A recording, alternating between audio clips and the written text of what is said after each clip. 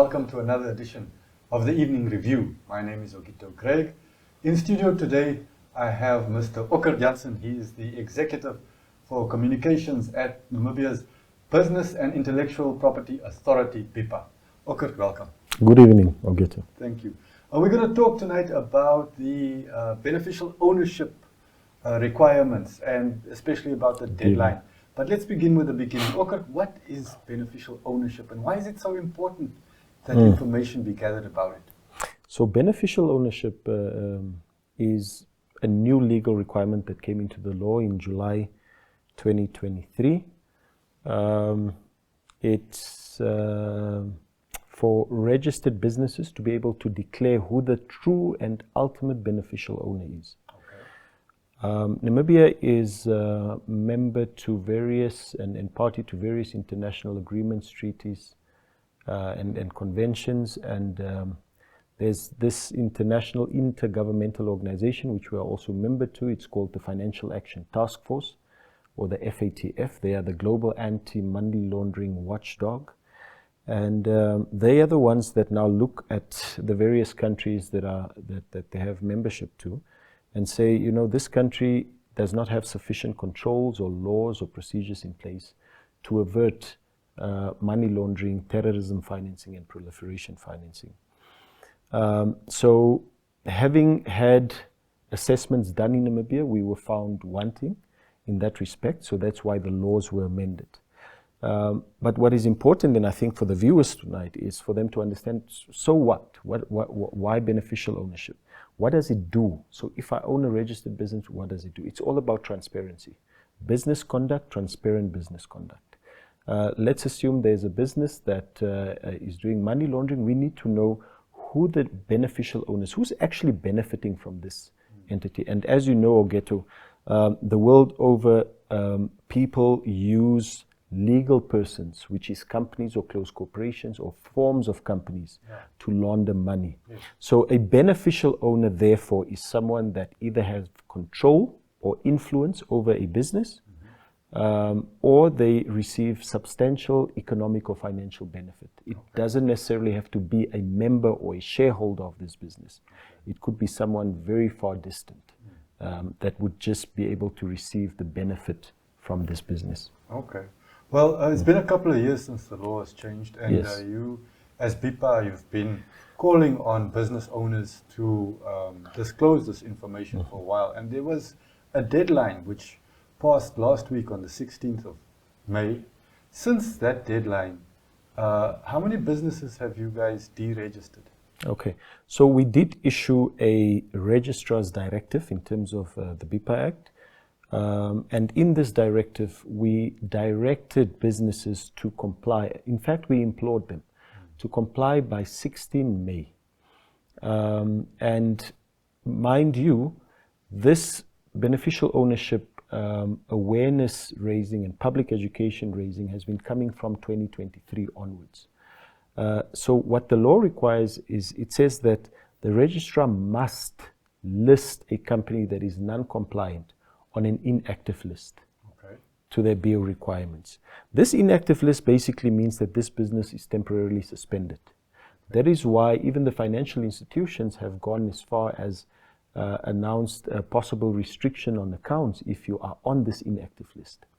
Then the law further says that the registrar then must deregister a business that has been on the inactive list for at least a period of 6 months. So if we look from 2023, most businesses have surpassed this 6-month period, and we are now at a process where we have to get off the grey list of the FATF. Because if we don't get off the grey list, we'll go onto a blacklist. So we have to get our immediate outcomes upgraded to show that we are serious. When you say we, you mean the country? As a country. So coming back to your question, have we deregistered any businesses?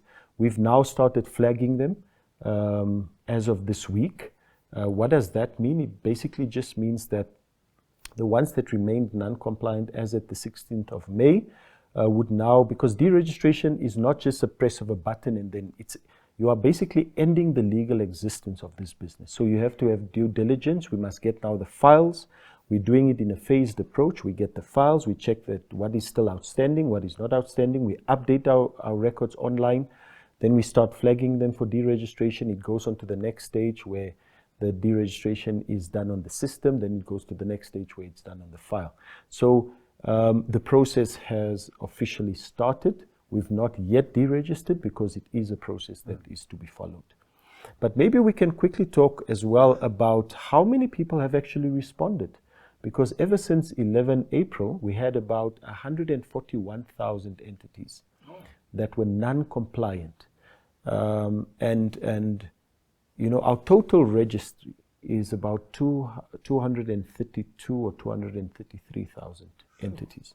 So as you can imagine, as of to date, when I looked at our figures, we have 93,000 compliant, which gives us a compliance rate of about 40%. And which leaves us with, again, still 130,000 plus entities that are non-compliant. But if we look from end of March until 16 May, we have seen a sharp increase in compliance, where we've seen approximately 10,000 entities complying with the BO requirement, which was a good sign.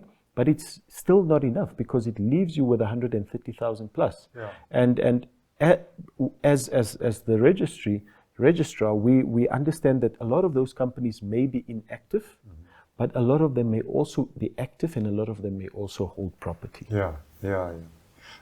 Isn't it possible for BIPA to get that information elsewhere, like the registrar of companies? And even if people do submit the information, what guarantee is it that they're telling the truth? Can't people just tell you what you want to hear? Yeah. So we are the registrar of companies. Okay. And that is why the companies registry and the beneficial ownership registry are two different things. And I'll explain why. Okay. A lot of people have said, BIPA, why can't you just go to my file, get the information and just transfer it? Yeah. Unfortunately, it doesn't work like that. As I explained earlier, a beneficial owner may not necessarily be on your legal or your formal structure of a CC. Okay. Assuming that you and I own a closed corporation, we may be beneficial owners depending on the requirement for beneficial owners. If we own more than 25%, for instance, etc., or if we are senior managing member. But there may be someone in Afghanistan that is not anywhere on the business registry, that is not anywhere on our founding statement, that may receive financial benefit, or that may have control over the decisions being taken by this closed corporation. And this person, based on the definition in the Financial Intelligence Act, must then be declared as a beneficial owner. Okay. And that is why we cannot just copy information from one registry to the next. Okay. The second one is that this is a declaration. This is a legal declaration, and as such, businesses, whether it's a company or a closed corporation, or even a trust as for the Master of the High Court, people are making sworn declarations that the information is accurate and true as at the time of declaring or disclosing. Why is this important? Because you said, how do we know the information is correct? It is not up to BIPA to necessarily verify the accuracy of the information, although we do to some extent, including the banks. There are penalties, sanctions in the Act should anyone give misleading or false information. Okay. And in as much as you can even be sentenced to a custodial prison term. And you can even be fined up to 10 million Namibian dollars. So that is the punitive measures for giving misleading or false information. At what point in time will we know that someone has given that information? So let's assume that information comes to the registrar to say that no, but company ABC has declared this as beneficial ownership, but I know of someone that is actually controlling this entity. Then we will take action together with the competent authorities. Okay. Also, perhaps one of the competent authorities, whether it's the Namibian Police, the Financial Intelligence Center, or the ACC, if they start investigating an entity for alleged fraudulent activities, and they realize that what is on the beneficial ownership registry is not what the evidence that they may have, then it means that there may be additional charges for having provided misleading or false information. So other than the charges you may face for under maybe the POCA or the Criminal Procedure Act, you may then face additional sanctions, penalties, or even criminal liability under the Companies Act. Wow, it's serious. And staying on the serious, let's deal with the issue. What happens to a business that is deregistered? So, Ogeto, as we know, it's like a child, and I want to give that analogy. When a child is born, this bundle of joy, you have it, you name it, you have to take care of that child until such a time that the life of the child ends. And then that child no longer has any rights. Obviously, there's a child that is a minor, won't be able to have certain capacities, but as they grow older or reach the age of 18 or 21, they get certain capacities. Similar to a business is a legal person, it's a juristic entity that receives a legal capacity upon incorporation. When this entity is deregistered, which means that this entity can sue or be sued, it can take action, it has standing in court, it can make debts and so forth. The minute that this entity is deregistered, it loses its legal existence, which means that it no longer exists. There are instances where the entity may be restored, and restoration for a closed corporation can be done through an application to the registrar, but it must be within a certain period of time. And you must show, if you want to restore an entity, you must show that at the time of deregistration, this entity was actually in business or in operation. So it doesn't help you want to come and restore an entity, but it was inactive for the last 5 years prior to deregistration. Whereas a company has to be restored through an order of court. So the court must then order the restoration, which means that an application must be submitted to the High Court, asking or giving evidence why this entity should be restored. It can either be done by the shareholders, it could also be done by creditors, depending what the scenario may be. But coming back, an entity loses its legal existence upon deregistration. However, if there are liabilities as at the date of registration, this entity is not absolved of these liabilities. So if I have loans or I owe someone money or there's any other case, it would continue as if the entity was never deregistered until the creditors are able to claim back the money. And of course, as we know that if the creditors go after the assets and there are no further assets, then the limited liability or joint and several liability clause may come in, and members or shareholders or directors may then, in very few instances, be held liable for the liabilities incurred by this business. Ockert, we need to take a short break, but stay with us and come back. We'll be right back.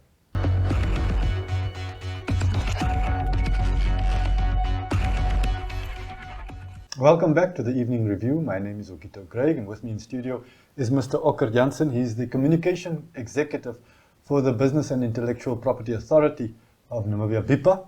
And he's talking to us about beneficial ownership and the need to disclose that information. And we were talking about the deregistration that's happening or is imminent for companies that don't disclose. But you know, there are many of us who own property through a company, whether it be a CC or a PTY. What are the consequences if such a company is then deregistered? Excellent question, Ogeto. And I think earlier we discussed the 130,000 plus entities that remain non-compliant to their BO disclosure obligations. Obviously, there may, if you just look at Windhoek, drive around, you see a lot of apartments, sectional titles, townhouses. You are in the CBD, you see a lot of buildings. You drive in the countryside, you see a lot of farms. A lot of, and these houses, buildings, and farms are what we call immovable property. Now, a closed corporation or a company may hold or may own property. And as such, as we know that there are a lot of people out there that actually bought a flat or an apartment or a townhouse in a close corporation for various reasons, or maybe a lot of farms that are, or buildings that are in PTYs. So what happens to the immovable property the minute that these businesses get deregistered? So this is a very serious matter, and this is one of our biggest concerns as the registrar, because the minute that this entity gets deregistered, let's say it held property, whether it's a farm or an apartment, and prior to the deregistration, there was no transfer of ownership from the CC or from the PTY to the member or the actual owner, the entity will get deregistered, and then the property would now vest in the state. So the state would now own this property. There's a legal terminology for it. It's called bona vacantia, and it's when ownership has been vacated and this property or even movable property is now without ownership. So it now goes to the state. And how do you get back this property? There are two ways. You can either now write to the interim owner, which would now be the state, through the right channels. But in most cases, it would be that you need to make an application to court. Okay. And that is money, time, and effort. Yeah. Or alternatively, you could restore this entity if it is a CC. And then by virtue of restoration, you would then get your property ownership back. So it's a very serious matter, and people don't realize it. In fact, there are a lot of people, and we had this conversation a few months back, there are a lot of people that own property, but they don't know that the property is registered in a close corporation. Yes. A lot. Or people own farms, and they might have known, but as the years pass, you even forget that this farm is owned by a company. Yeah. And in those instances, it becomes very, very dangerous for these entities when they are deregistered. Yeah, yeah. Sure, the implications are significant. Yes. Yeah, but I imagine it's not just in terms of home ownership. There must be so many implications. Yes, very serious implications. And I've done various other interviews over the last couple of weeks, and people have said, but I don't own a business. Why should I be worried? Why should I even listen to this interview? Yeah. And I've continuously said that it affects the ordinary person on the street, whether you own a business or not. Let's take this example. Say you are employed by a locally registered business. Yeah. This business is non-compliant to its bureau obligations, and this business gets deregistered. What happens then is, once this business is deregistered, it ceased to exist. Yeah. Which means that if it held accounts at various financial institutions like bank accounts, the banks or financial institutions are now obligated to restrict transactions on this account, because technically and legally this entity does not exist anymore. Yeah. So the people that are employed by this business may ultimately feel the brunt, yes. As they may not have salaries paid in time. Creditors and suppliers may not be paid at all or in time, because now you may have to follow a different legal process to get hold of the funds. You have to show, etc., etc. And the banks are very clear, because there have been directives issued by the Financial Intelligence Center as it relates to non-compliant businesses, because ultimately it's a risk to our financial system. Yeah. A business that is non-compliant, there may be illicit flows of money into the country or out of the country, and our country as a whole is also at risk. So that is one implication, for instance. How is the ordinary Namibian affected in other ways? Through procurement. Let's assume that there are Namibian companies that are registered here. They are non-compliant, but they may have been awarded procurement tenders. Let's take a very simple example of medication, whether it's life-saving medication, heart medication, blood pressure medication, or even oxygen. Yes. So this entity has the tender to supply Namibian government with this medication. They are non-compliant, they are deregistered. So what happens is they can no longer fulfill their obligations under the award that they've been given because they don't exist. Yeah. Yeah. Which means that this contract, there's a breach in contract and the contract has to be ended. So what happens to then the various state hospitals around the country that was relying on this medication or oxygen to be delivered? So that affects the ordinary Namibian sitting there, because you may be in hospital, you may be in need of oxygen or medication. So it's very serious. Yeah. And as BIPA, that's why we took so long to get to the stage of deregistration, because we know the implications are so serious. And that's why we've also done a lot, at least in terms of public education, to drive. Let's say there's a company that has a tender along, let's say the airport road, for instance. It's almost done, and I'm just making an example. I'm not saying the one that has the tender to the airport road is non-compliant. But let's say they have a tender to any road in the country that is maybe critical for us to finish, that may help with logistics, that may help with decentralization of services. If they are non-compliant, they are deregistered. Upon deregistration, they don't exist, which means that that road that was supposed to be finished may also now lie idle until a new contract is awarded. And there are so many other implications. These are just a few for people to really understand that even though you don't own a business, you know someone that does. And it's your responsibility to tell them, listen, go to BIPA's website, go to BIPA. Maybe they own property and they don't know that the property is in a CC. Yeah. So that is why we are calling on the ordinary Namibian to spread the message on our behalf. But the deadline of 16 May has passed. Correct. So is there still time to save your organization, your company, or your property, as the case may be? There's a small window, Ghetto. We've not extended the deadline at all. There's a small window for businesses to still creep under the mat. Uh-huh. And why am I saying that is our earlier discussion on, has any business been deregistered yet? And I told you that it's a process for deregistration. Yeah. So if there are businesses that would come in the next couple of days or maybe a week or two that still hand in, we are not going to say no, we won't take it.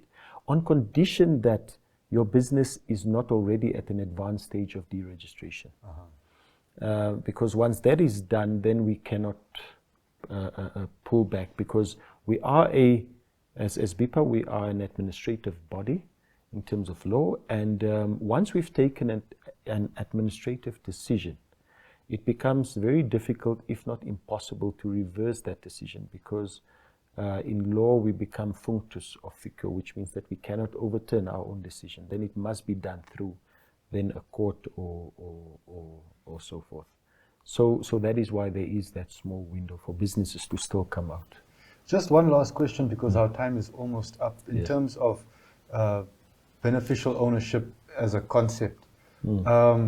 Say, for instance, I have a company with which I use the proceeds it generates to fund my child's education. Is the child then the beneficiary? Or how far does it? No. Yeah. So that's why the definition in the Financial Intelligence Act is very clear. A beneficial owner is one of three. They must have control within a company, which means they control the decisions, the hiring and firing, removing shareholders or directors and so forth. Okay? And your example of funding your child's school, I don't think the child would have that level of control. Definitely not. The person, the beneficial owner, must have influence to an extent that it affects perhaps how money moves in and out from the business. Okay? And then lastly, the last part of that definition says that the beneficial owner is a natural person that must receive substantial financial or economic benefit. And when we talk about substantial financial and economic benefit, we're not talking about giving your brother $1,000 a year or $10,000 there because he's struggling with something, or even paying for your child's school fees as part, because it's not substantial enough for that person to be a beneficial owner. But it would become substantial. And what is the difference between financial and economic benefit? Let's say it could also involve an asset of the entity.